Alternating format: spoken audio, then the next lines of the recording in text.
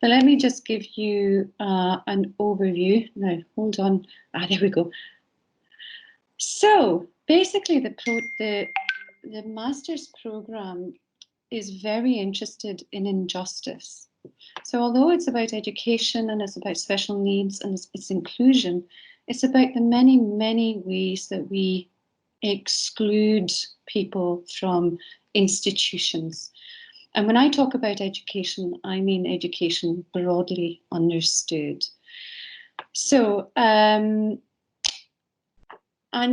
we also look at how to remedy some of these exclusions. Now, although it says special educational needs and inclusion, it's not confined just to education.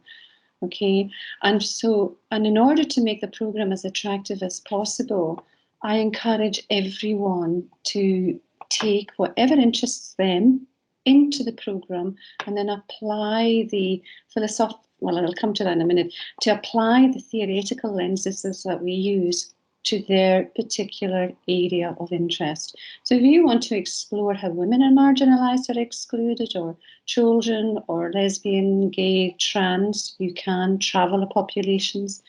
If you have a particular interest in linguistic groups or ethnic groups, you are free to look at them too. And interestingly, this year, for some reason, maybe because we only had one male on the course, but 3 of the students, maybe even 4 of the students, decided to focus on endometriosis, a health condition that certainly these students have said they've known has always excluded them in some way, either excluded from school or from the workplace, or simply excluded from the medical community because they weren't listened to, it wasn't treated seriously. So, there's nothing really to restrict you in terms of your areas of interest. Now, this might look very difficult. Now, how do I go back? Hold on now. So the approach is predominantly philosophical, but it's applied philosophy. Now, don't worry if you've never studied philosophy before, that does not matter. We begin from scratch, and the way that the approaches are constructed are such that you're given like a framework. You have a number of key concepts which you have to understand really well, and then you apply them to your area of interest. So one of the modules, in fact, we're still doing it, and the girls just now, 2 of them, one of them has submitted her essay, one has submitted a draft, and the other one is about to start, and they can tell you more about that in a minute. But we've just finished epistemic injustice. And this is basically a form of injustice that very few people ever think about. And that's what it means to be able, when you are a person from any excluded or marginalised group, you try and convey information to an important person like a teacher or a doctor or a police officer, and they don't listen to you because your accent is wrong, the way you dress is wrong, you're a woman, or you're trans, or you're black, or you come from some marginalised community. So even though you have something important to say or something truthful, you are not listened to because of prejudicial stereotypes that ensure that your voice doesn't get heard. And we look at the various ways in which epistemic injustice plays out. Epistemology is concerned with knowledge, okay? How we acquire knowledge, how we know what we know, and how we convey knowledge to other people. There is one key text, and that's Miranda Fricker, The Power and Ethics of Knowing. The other one is also a philosophical approach, but this is more concerned with ideas of flourishing and well-being, and it derives from human rights. And the key thinker here is Martha Nussbaum, who took her ideas from the Nobel Prize-winning economist Amartya Sen. What does it mean to be and to do as a person such that you have a meaningful, dignified, flourishing life? And we explore the many, many ways that people don't flourish and why. And then the other module is called Deconstructing Special Needs or Inclusion. And that's a more sociological approach. And we take the idea of deconstructing. How do you take an idea and then deconstructed so that you look at all of the important elements to see how inequalities and injustices are played out. And there's one key text for that as well. I didn't put it on here because I didn't want to go over the slide, but it's in the book, and it is Deconstructing Special Needs Education and Reconstructing Something or Other. The girls probably know better than I do. So the structure now, this is pre-COVID, of course. But generally speaking, in semester 1, it's 2 modules: capabilities on a Monday, deconstructing on a Thursday, 5:30 to 7:30, usually 6 weeks with 1 full Saturday workshop. Epistemic injustice, because there's only 1 a module in the second semester, it's actually 4 weeks with 2 Saturday workshops. Now, that could change. And so that it might be that I'll do 1 module in semester 1, which could be online, and the other 2 next semester, which will be face-to-face. And that all depends on the virus, whether we get a vaccination or social distancing rules. We're not quite sure yet. I mean, I hope it doesn't all go online, because I think that face-to-face interactions are by far the best way to educate. As Katrina said to you earlier on, it's largely based on discussion work. I don't do PowerPoints. You might get 1 or 2 PowerPoints a module, but that is it. The rest is discussion. It's close reading of text based around key questions or key ideas, and everybody, generally speaking, gets involved. 1 assignment for each module is some 3,000 words, and I do give a lot of constructive help on the assignment. The assignment is also structured in such a way that you choose any topic you like, but you take the framework and you apply it to your area of interest. Now, and who is it for? Anybody. Anyone who's interested in social justice can do this. You don't have to come from an educational background. I've had social workers, I've had barristers, I've had housewives. I've even had people join up on the spur of the moment because they came with their daughter and liked it. So it's suitable for anybody, because you can take these ideas and you can apply them in any setting. It's broad, it's general, etc. And career prospects, well, again, pretty broad. But most of the students that have done it have come from an educational background. But if you're in public policy, if you're in the civil service, if you work for government, if you work for the police, all of this is relevant. Okay, and I think that is me for now. So I'm going to stop presenting, and I think maybe Gemma comes back in. Okay, that's great. Let me see if I can take these slides. Oh God, what have I done? See now.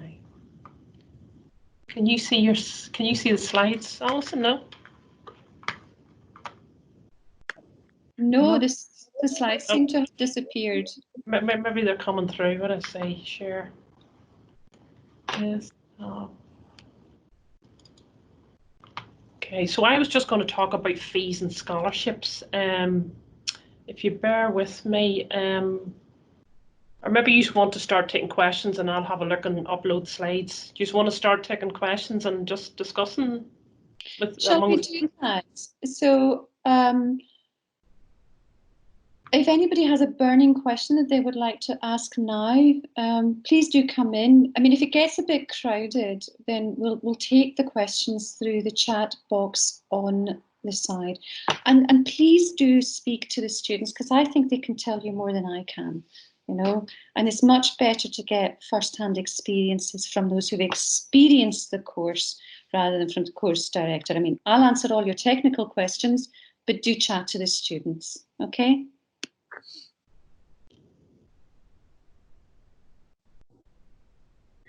Hi, I have a question. My name is, can you all hear me okay? Yes. Yeah, we can hear you. My name is Natalie Campbell. I'm coming from Knoxville, Tennessee, and I'm really excited to be studying in this program in the fall. I was looking through the program guide, and it looks like we have the opportunity to take a few elective courses as well outside of kind of the core curriculum. And so I was curious to know what kinds of courses students typically pursued, or just kind of advice on that, I guess. Do you want to answer that, Sarah? Because I had to do the core modules this year. Yeah, I can answer it. Fiona, I step in too. Hey, Natalie, I'm from North Carolina. I'm actually from Charlotte, so I know exactly where you are. I signed up to take some children's rights courses as my electives, but something happened and it didn't work out with the professor, and so that may happen where you sign up for a certain class and it just doesn't, for some reason the schedule doesn't work out, or something has happened along the lines with that program and you're not able to take that course, and so you have to look at all the other ones again, and that happened to me. I ended up taking 2 leadership courses as my electives with Gavin Duffy and Tony Gallagher, and they were very helpful. And I also it helps you grow as a leader and see the different perspectives in leadership throughout the school system's education or wherever else you plan on being. He tends to focus a lot on education, but he does emphasize on other areas such as medical fields, things of that nature. Honestly, what I would suggest and how I did it was I looked at the courses that I was most interested in. I'm coming from a special needs background. I graduated from East Carolina in the summer of last year, and I just kind of looked at different ones that I think would benefit me as not as a professor, but in my profession and through my teaching career.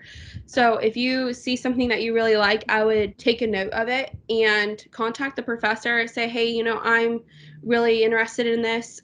What can you tell me about the program? How can this fit in? What would you suggest if this doesn't fit into my schedule? Being in contact with the professors is really helpful too, because I had a FaceTime session with Allison before I accepted being in this program, and just talking to her made me feel really comfortable. So just if you see a professor that you're something interested in, like leadership or ABA or autism, shoot an email to that professor and say, hey, this is something I'm interested in. Can you tell me a little bit more about it before I put it in my schedule? Does that help answer your question? Yes, I think that's great advice. I do have a follow-up question to that. Are we limited to classes within the same college for our elective courses, or are we able to go across colleges and into other fields? Well, can I answer that one? Yeah, go ahead. Right. So we have to complete 3 with Alison. So the 3 core modules with Alison, and that was inclusion and special needs education. I also did one through education, and that was leadership. And then the other one was through autism. So there was like 3 different brands of education, but they were totally different. So you can go across as long as it's in with that booklet that you have. As long as you look through the booklet, you can only do ones that's on that booklet. Does that make any sense? Yeah. Yes, that answers my question perfectly. Thank you so much. Thank you both. Okay, you don't need anything else there, Natalie? You're quite satisfied with the answers? Certainly, yes. Thank you. Great. Right, Alexa would like to ask a question. Alexa, do you want to address it to the students or to me? I think either way. I'm not quite sure, but I'm very background is that I'm from northern Maine, so I'm a U.S. Citizen too, but I'm from the way up north, and I currently am teaching at an international school, and I have students who have who are part of the special education field, but the system in Poland is far different. And my biggest goal, I guess, in studying this is kind of looking at the injustices, I guess, but also just kind of looking at like bilingual education mixed in with special education, and how certain bilingual students or bilingual atmospheres, when they get intermixed with someone who might have autism or even dyslexia, which I thought was very interesting. Is there any type of elective or avenue in which I could focus on bilingual students within the special education field? Because you had mentioned it's kind of open-ended. So I wasn't sure if there's some kind of elective I could take or something like that. Well, that's actually really interesting, because I've had students who are bilingual in Irish and English. And in fact, one of my master's students is now doing a PhD with me, and she's looking at bilingual education. So in the Irish medium sector, and how children with special educational needs are enabled or disabled from acquiring the second language or developing the second language. But we also have, indeed, one of our new course tutors in the TESOL program. Her name is Mel, and she's from Minnesota. And she has done a lot of work with Native Americans. So I could, really fascinating work, heritage languages.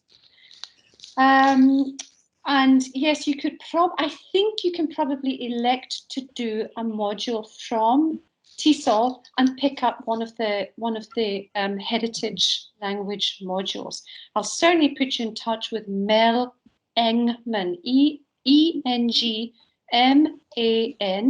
We also have another tutor, and she's Turkish, but she worked in the United States for 18 years and also has an interest in bilingual education. But in terms of my own program, you're more than welcome to look at dyslexia and bilingual education through my modules and the ways in which language has been discredited, undermined, treated as, what will we say, as worthless. And so that the speakers of those languages come to feel that their language is worthless. I come from Scotland, from a Gaelic-speaking community, and therefore I know this really, really well, what it is like to, to be encouraged to give up your language because it's worthless and because you come from a worthless culture. So yes, you've got plenty of opportunities if that is something that you would like to pursue. But if you email me afterwards, I'll give you the names of those two tutors. Would the other students like to come in, Fiona, or have I answered your question enough, Alexa? I feel like that's getting in touch with them and with you as well. I think knowing there's different ways of me not manipulating. I can't think of the good word, but being able to still pursue it within the umbrella of the program is what I needed to hear. So I think that answers me. Without a doubt. I mean, one of the reasons that I've chosen applied philosophy and ethics is that because they're very general, they're quite abstract, which means that you can take the content of what interests you and apply to the framework. All that these frameworks do is give you the means by which to critically assess the ways in which injustices or inequalities manifest themselves in everyday practices and interactions. Yeah, right. Can I just add something to that? That does help me. Thank you. I just wanted to add as well that, like, my experiences of university previously, I always found the staff quite intimidating, and I know a few people have mentioned to get in contact with the lecturers or the tutors, and really they've been so helpful, all of them, and friendly and approachable. So I wouldn't hesitate at all in emailing or calling any of them if you do have any questions about specific modules. Can I say something too? Do you know what is wonderful, I think, about this module is if you have an idea of something that you believe is a form of injustice, doesn't matter if it's to do with education or to do with something that's happened to you in your life or something that's you see around you, you can put that concept into these different modules that Alison has, and it's really opens your eyes in the whole process of injustice through education, injustice through world, injustice through life, you can actually apply anything that you know or anything that you feel and put that through in these different concepts. It's really an eye-opener. Sorry. Can I ask a question? No? Go ahead. Hi, I think Katrina, I'm not sure. You said that you were in teaching. I'm essentially looking to get into the PGCE program eventually. Do you think this is a good course, a master's for me to take to get into the PGCE? I actually don't know much about admission to PGCE. Alison, would you know much about it? Yes, I used to be the director of the PGCE program. Okay. Without a doubt, because certainly in the United Kingdom and where I come from in Scotland, that there's increasing concern about the way we include children with special educational needs into mainstream education. Now, Northern Ireland still has a largely segregated system. So in Scotland, the presumption is mainstreaming, and it's all underpinned by the UN Convention on the Rights of the Child.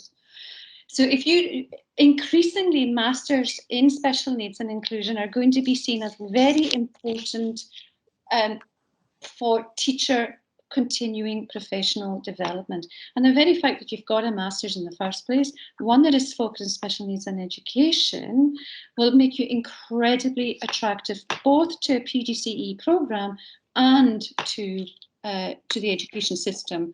Just it's separate schools in Northern Ireland. I don't quite know how your system works down in the Republic, but yes, it would make you a very attractive candidate.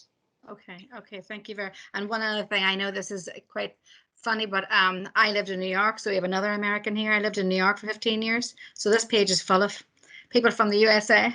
We have North Carolina, we've got Maine, we've got, sorry, I'm a kind of a half New Yorker, so I'm an American citizen. Welcome. So, yeah, thank you very much. Thank you. So that's that. Thank you very much for your answer. Lisa, to also add on to that, I'm a licensed K through 12 teacher here in North Carolina. And when I've been asked, what are your plans to do next? I said, I'm going to actually Queen's University in Belfast to get my master's in inclusion and special needs education. And they're like, really? And I said, yes. And they're like, that's amazing. They're like, you don't see a lot of people go out of the country to get their master's degree. And they're like, how is Queens? And I gave them some stuff, like some information on Queens. And a lot of people that I spoke to emailed me after the fact and said, we researched Queens. Queens is one of like a really reputable school in the UK. And so it's very looked after, coming from a teacher's standpoint, just like Alison said, just because the fact that you have your master's is one up anyways, but the fact that you're going to get it in inclusion and SEN is another one. And so that was really good. And I checked with the North Carolina NCDPI, the teaching thing, and they said that there should be no issue with it transferring over to my licensure as well. That's what I wanted to ask you again. Yeah. So if I do go for this master's and then I get it, will I have to transfer? If I do get my PGC, go for the PGC, will I have to transfer over to the States if I do decide to go back and start and work over there? I would contact the state that you would want to go back to teach for. Because I know, and Alison, you may remember the one girl, she was from New York, and New York was not going to recognize this master's degree. Typical New York. Yeah, I remember that very well. But also, do you remember, Sarah, there was also a girl from Maine, and she contacted her education authority in Maine, and Maine welcomed it. But this other lassie had I think she had some difficulties, or her answers, the responses she was given were not very clear. And I think it's probably because of the novelty of going and getting a master's outside of the state or outside of the United States. That New York, surprisingly, New York State didn't seem to be able to answer. No. And also because, well, it should be recognized because Queen's is, as you mentioned before, similar to an Ivy League college. You know, it's a Russell, so it's a recognized, it should, you know what I mean, university. So it should be okay.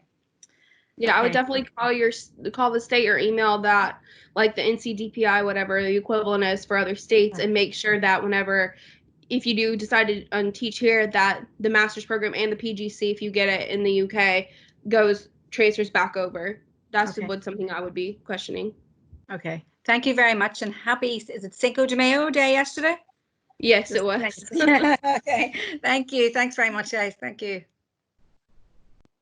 You're very welcome. Is there anybody else who would like to come in and ask a question? Please don't be shy.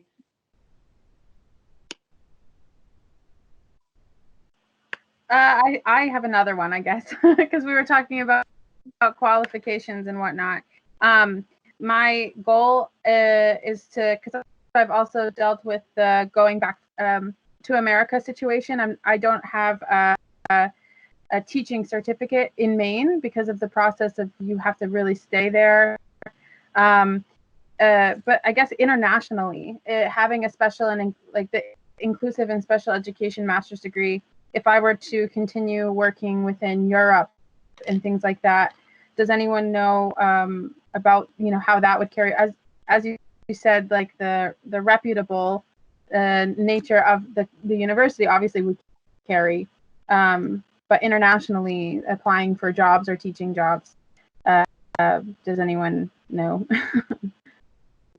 Well, generally speaking, at least in Europe, and as you know, and as part of the European Union, although unfortunately we've come out of the European Union, but universities have a way of recognizing the qualifications of other countries, and you can be almost guaranteed that if you have a first degree from a country like the United States or Canada or any of the European Union members, and you have a postgraduate degree from any of those countries from reputable universities like the Russell Group in the UK or the Ivy League in the United States or the top universities in Germany, France, you can be guaranteed that with the right qualifications, and obviously with we call them police checks or police clearance. If you don't have a criminal record, you know, and depending on the job opportunities in each of these countries,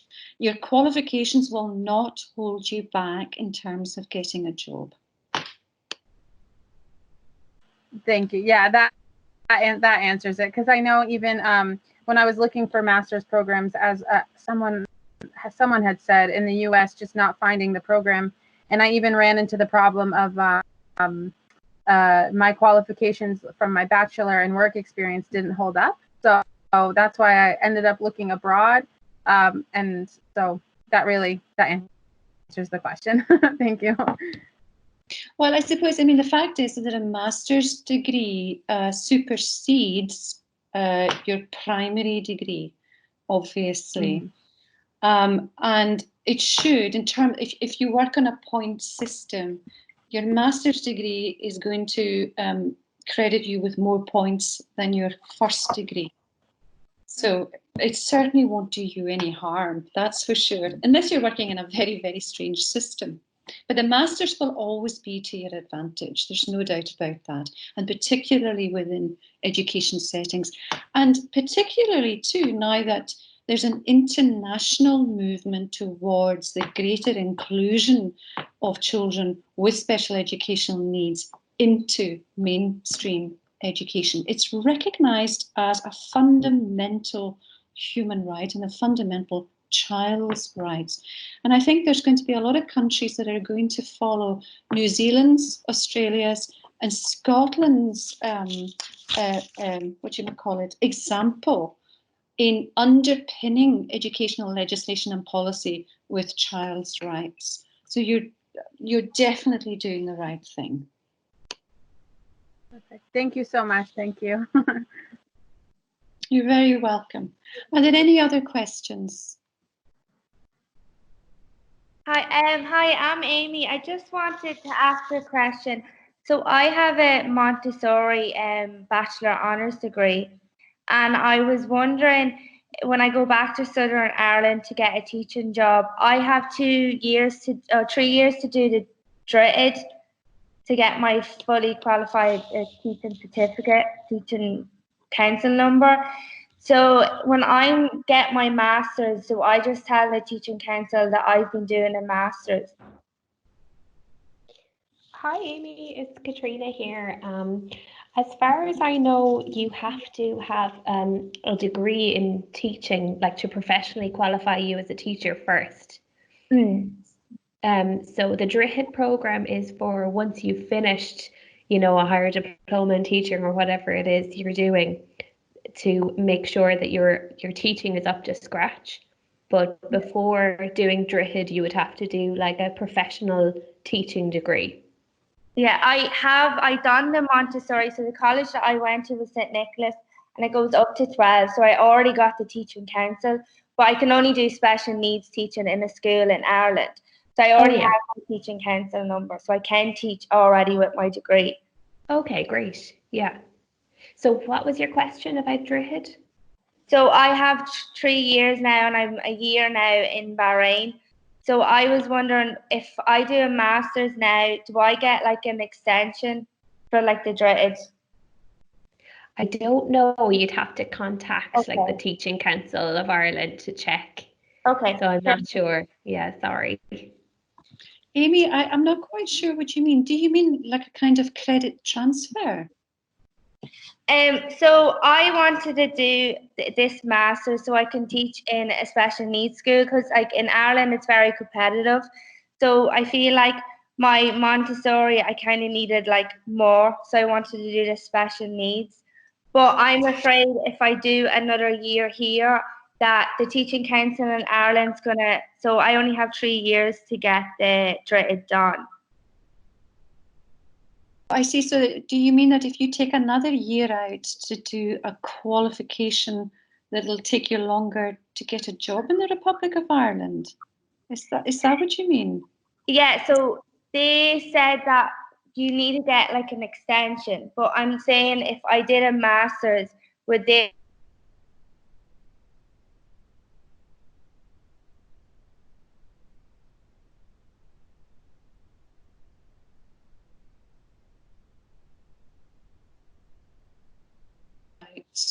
Okay. Yes, I would do that, Amy. Okay, thank you. Alison, do you want me just to pop in quickly and talk about the fees and scholarships, and then if anybody has any more questions, they can. Yeah, that might be a good idea, because I'm aware that we're coming up to 3 o'clock. But if we do run out of time, if any of you have any questions and you're too shy to ask here, or you think of your questions later, as the girls have said, please do contact me, all right? And I will try and reply to you within 24 hours, okay? Okay, that's great. So just to talk you through the fees, so this slide shows the home fees. So students who are in NI, EU and GB, so basically the NI and EU fee excluding GB is 6140 for 2020 entry, and the GB fee, so England, Scotland and Wales, they would be paying 6900. Now a couple of years ago there were some loans introduced for students from all of those regions. So for example, in Northern Ireland, you can get a loan of up to £5,500 towards your tuition fees. And it's a low interest loan, just like the undergraduate loan. So the link is there. International fees are higher. So the international fee is 16,900. And there are lots of scholarships because of the fee. So there's quite generous scholarships. So we have an automatic £2,000 fee discount. If you meet the conditions of your offer, that is automatic. You do not have to apply for that. We also have an early bird award that if you fully meet the conditions of your offer, including any English language requirements, and you pay 90% of your fees by the stipulated date, you would get a further 10% off. So that, in conjunction with the scholarship above, can total a discount of 3,690. Just to let you know that the early bird date has moved in light of COVID. So it's now the 15th of September that if you pay 90% of your fees by then, you'll get the 10% discount. We also have a small number of full fee scholarships, Vice Chancellor scholarships, and you have to apply for those. So you'll see on the website you can apply, and the deadline to apply is the 12th of May. Just to let you know that you have to have an offer for the programme to apply. So if you haven't yet applied for this year and you're hoping to start this year, I recommend you apply as soon as possible, because it may take a week or so for your offer to come through. If there happens to be any international students listening in on this who are currently at Queen's, you don't receive those scholarships that I just mentioned, but you would get a 20% loyalty scholarship as an alternative to those scholarships. So that's basically it. Has anybody any questions about anything? Scholarships, fees? There are different fee payment options as well. So you can, if you don't avail of the early bird, you can pay your fees throughout the year in different parts of the year and all that type of thing. But feel free to ask any questions. Hi, Gemma. I just want to ask a question. The loyalty, put the camera on. The loyalty fee, or the loyalty program, is that for also for undergraduate students already in Queen's, or is that just international? Just international, yes. Okay. Okay. Yeah, okay. It's really because of the fees that international students pay. Okay. It's something we're considering down the line, but not for this year, to offer something for current home students as well. But unfortunately, there's nothing currently. So it's mainly the loans that are an offer would be an attraction for students, because they were only introduced a couple of years ago and they're similar to the undergraduate loan. Yeah. Okay. Okay. Thank you. Thank you. Any other questions, even about the course or anything? Anybody? I promise we don't bite. We'll answer literally any question you have.